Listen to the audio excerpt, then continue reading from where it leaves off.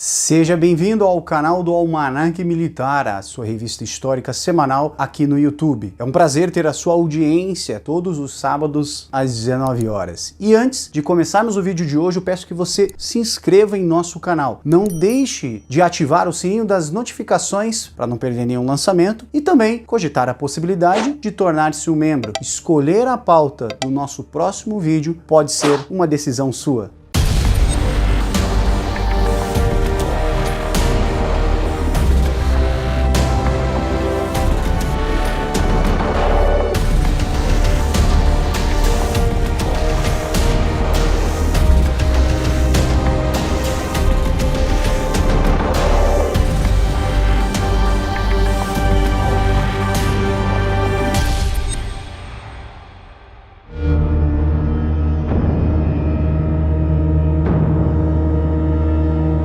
Em abril de 1979, pessoas da cidade soviética de Sverdlovsk começaram a adoecer estranhamente com inexplicáveis sintomas. Acredita-se que a inteligência soviética tenha encoberto o verdadeiro número de baixas, quando o Kremlin enviou cientistas e oficiais militares para investigar a área. Eles concluíram que o problema foi gerado pela carne contaminada do gado local. Mas não foi. A União Soviética escondeu a verdade de sua população e do mundo, e não demorou muito para as informações vazarem. Mas o que realmente aconteceu? Muitas denúncias mostraram que, na realidade, um acidente em um laboratório clandestino de armas biológicas liberou esporos mortais de antraz, que contaminaram o ar de Sverdlovsk.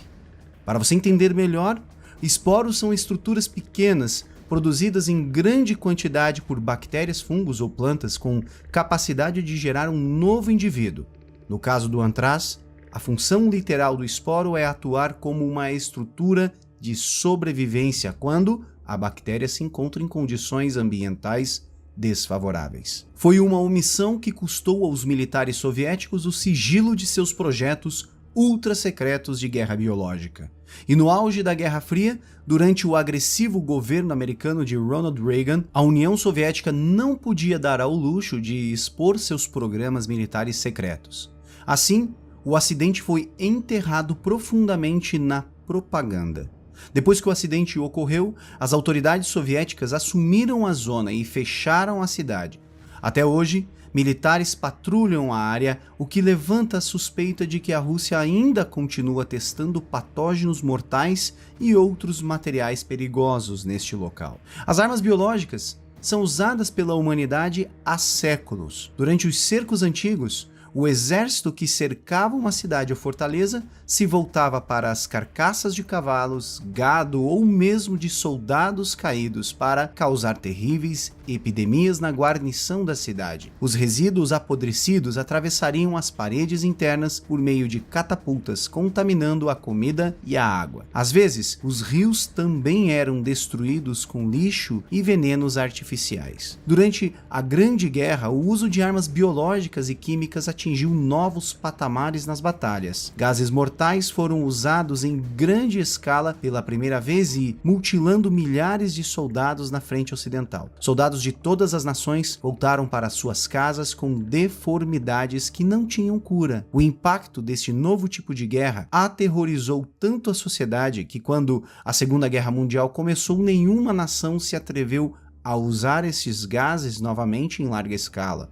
No entanto, os exércitos em todo o mundo continuaram a fazer pesquisas sobre armas biológicas. Descobrir novas maneiras de erradicar um oponente sem o uso de poder de fogo, nuclear ou explosivo era o objetivo. A Guerra Fria não foi exceção. Tanto os Estados Unidos quanto a União Soviética fizeram extensas investigações científicas relacionadas a armas biológicas.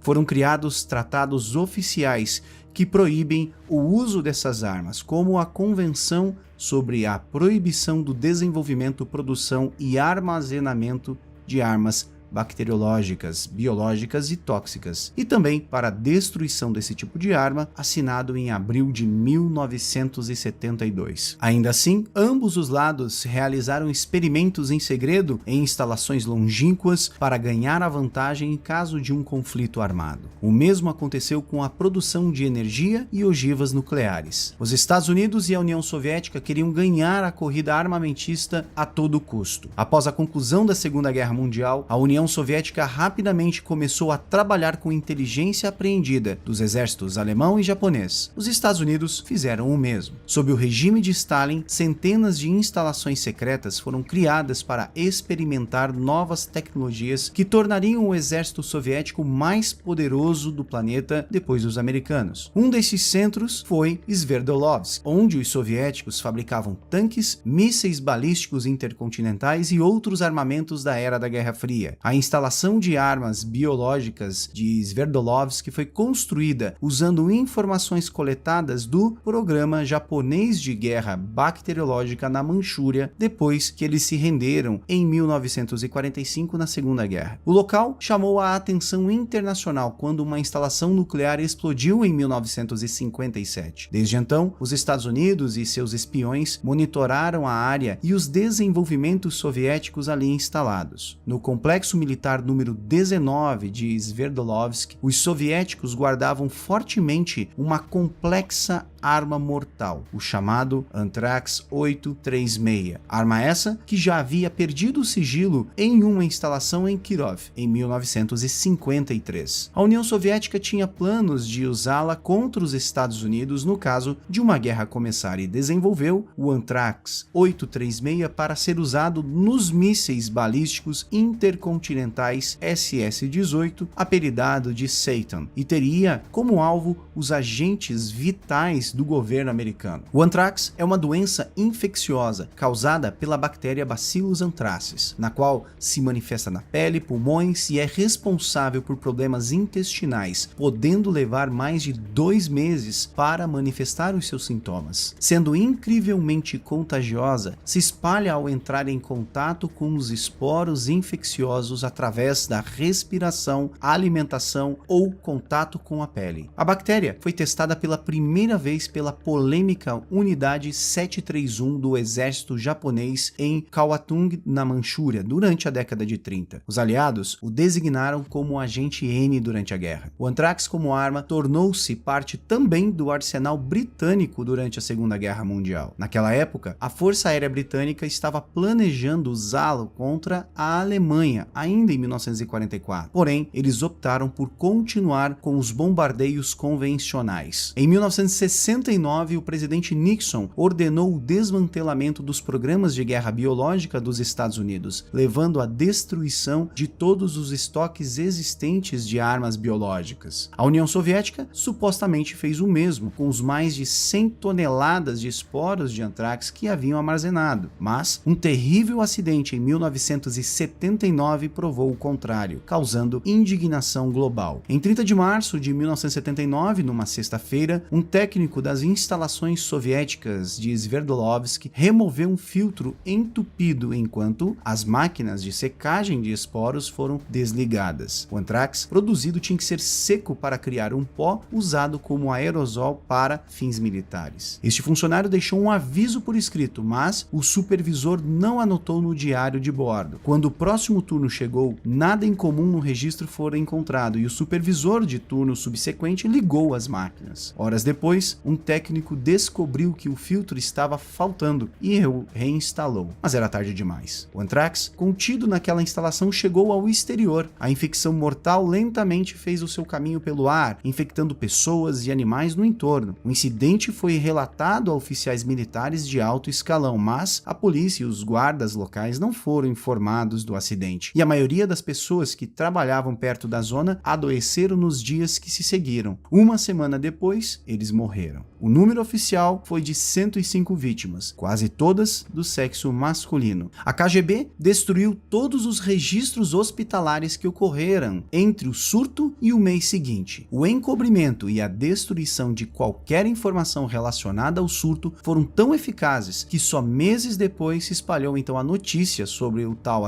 incidente. O Relatórios públicos iniciais surgiram em outubro de 1979 de um jornal de língua russa na Alemanha Ocidental. Nele, um artigo falava sobre um acidente causado por germes que levou a mais de 1.000 mortes na Rússia. Durante o início de 1980, rumores de uma explosão que ocorreu em abril de 1979 em uma instalação militar secreta perto de Sverdlovsk chegou à Grã-Bretanha e à América do Norte. Foi dito que um grande número de esporos de antrax acabaram então matando milhares de pessoas nas áreas circundantes. Relatórios especificaram que a área foi colocada sob controle militar soviético e que extensos esforços de descontaminação foram implementados para limpar a zona. O acidente ganhou atenção global. Assim, a inteligência militar americana começou a conduzir interceptações de sinais com aeronaves de reconhecimento para descobrir a verdade sobre o incidente, juntamente com fotografias dos bloqueios de estradas, caminhões de descontaminação, soldados com máscaras de gás e roupas especiais, confirmando que algo catastrófico provavelmente aconteceu no composto 19, um complexo militar em Sverdlovsk. A resposta oficial russa foi que o surto fora provocado por carne contaminada. Para encobrir ainda mais o acidente, jornais soviéticos publicaram artigos relacionados a animais infectados por dietas inadequadas e outras explicações sem sentido. As relações americanas e soviéticas apenas pioraram, e as tensões da Guerra Fria aumentaram novamente após a invasão russa ao Afeganistão em 1980. Reagan acusou a União Soviética de que os soviéticos usaram uma microtoxina conhecida como chuva amarela contra as tropas aliadas na Ásia. Em 1986, durante os últimos anos da Guerra Fria, o professor Matthew Meselson, da Universidade de Harvard, recebeu permissão do Kremlin para uma viagem a Moscou para entrevistar autoridades de saúde soviéticas sobre o surto de 1979. O professor, então, finalmente divulgou um artigo no qual oficiais soviéticos admitiam que o surto fora causado por uma unidade de processamento de carne contaminada. Ele concluiu que a explicação russa era completamente plausível e consistente com o que é conhecido da literatura médica e em experiências humanas registradas com o antrax. Em 1988, oficiais soviéticos viajaram para os Estados Unidos para dar uma palestra de 3 horas na Academia Nacional de Ciências apresentando o acidente e até mesmo o tecido intestinal das autópsias das vítimas do antrax. E mesmo assim, nem todos ficaram convencidos com a explicação. Philip Russell, um militar aposentado e pesquisador de doenças infecciosas, disse aos meios de comunicação que sabia que os soviéticos estavam mentindo porque tinha sido informado sobre as provas da Agência de Inteligência de Defesa. No entanto, o presidente Boris Yeltsin, que era o chefe do Partido Comunista de Sverdlovsk em 1979, admitiu a verdadeira natureza do surto de antrax. O repórter do Wall Street Journal, Peter Gumbel, viajou para Sverdlovsk para entrevistar as pessoas afetadas pelo surto. Isso levou o professor Meselson a ganhar acesso à região mais uma vez em 1992 para realizar mais pesquisas. Nessa época, as autoridades soviéticas finalmente expuseram a verdadeira causa do acidente ao mundo que já estava prestes a descobrir a verdade. Um oficial soviético revelou que se os ventos estivessem soprando na direção de Moscou no momento do acidente, poderia ter resultado na propagação do patógeno para milhares de pessoas. Em 1992, Ken Alibek, um cientista soviético que trabalhou no programa de armas biológicas, desertou para os Estados Unidos. Disse aos cientistas que o antrax escapou porque um filtro de ar não foi colocado corretamente. Mais tarde, ele escreveria o livro Biohazard, a arrepiante história do maior agente biológico secreto, contado pelo próprio homem que o administrou. Foi também em 1992 que o primeiro-ministro Yegor Gaidar emitiu um decreto para iniciar a desmilitarização do composto 19. Embora nenhum jornalista tenha sido autorizado a entrar nas instalações desde 1992, acredita-se que o local continua a ser operado no subsolo até hoje. Cerca de 200 soldados russos com cães patrulham o complexo e seus arredores, e quase 5 décadas depois, o governo russo está prestes a emitir licenças que permitirão às agências construírem zonas residenciais ao redor da área contaminada. A população local teme que ocorra um segundo surto, colocando em risco centenas de milhares de pessoas. Hoje, muitos cientistas afirmam que a área ainda é altamente infecciosa. Contudo, o governo russo, até o momento, mantém-se firme em sua decisão. E se você se interessou pelo tema do vídeo de hoje, fica aqui algumas das sugestões que inspiraram o nosso vídeo. Aqui na descrição deixamos um link para você. Fica aqui o nosso muito obrigado por sua audiência, em especial para os nossos apoiadores deste mês. Um grande abraço e até a próxima.